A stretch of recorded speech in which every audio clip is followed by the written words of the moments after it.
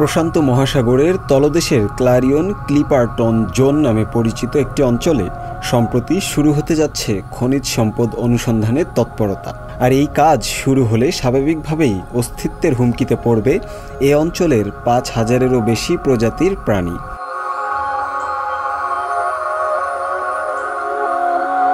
বিজ্ঞানীরা যুক্তরাষ্ট্রের হাওয়াই দ্বীপপুঞ্জ থেকে মেক্সিকো পর্যন্ত প্রায় ৬০ লাখ বর্গ কিলোমিটার বিস্তৃত প্রশান্ত মহাসাগরের এই অঞ্চলে ৫,০০০-এরও বেশি নতুন প্রজাতির প্রাণীর সন্ধান পেয়েছেন।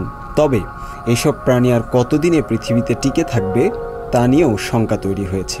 গবেষকরা জানিয়েছেন তারা ক্লারিয়ন ক্লিপারটন জোনে ৫,৫৭৮ প্রজাতির প্রাণী শনাক্ত করেছেন, যার মধ্যে ৯২% নতুন।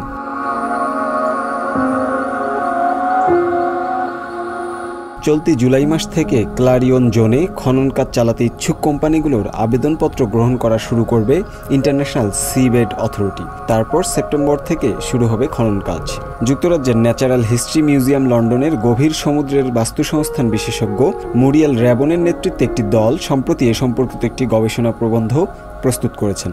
জীববিজ্ঞান সম্পর্কিত আন্তর্জাতিক সাময়িকী কারেন্ট বায়োলজি জার্নালে সেই গবেষণা প্রবন্ধ প্রকাশিতও হয়েছে।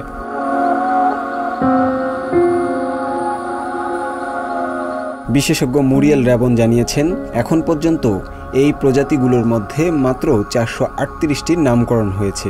বাকি ৫,১৪২টি প্রাণীর বৈজ্ঞানিক নাম এখনও দেওয়া হয়নি। বিজ্ঞানীরা এসব প্রজাতিকে ইনফরমাল বিভিন্ন নামে অভিহিত করে থাকেন।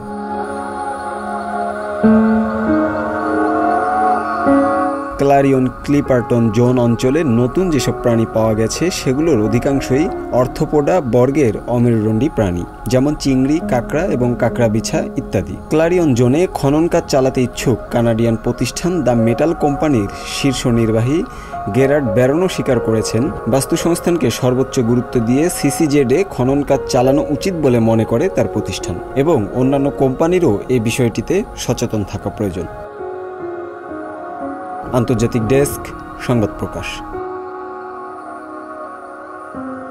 সংবাদ, ফিচার ও অনুষ্ঠানের জন্য ভিজিট করুন সংবাদ প্রকাশের ওয়েবসাইট এবং যুক্ত থাকুন ফেসবুক পেজ ও ইউটিউব চ্যানেলের সঙ্গে।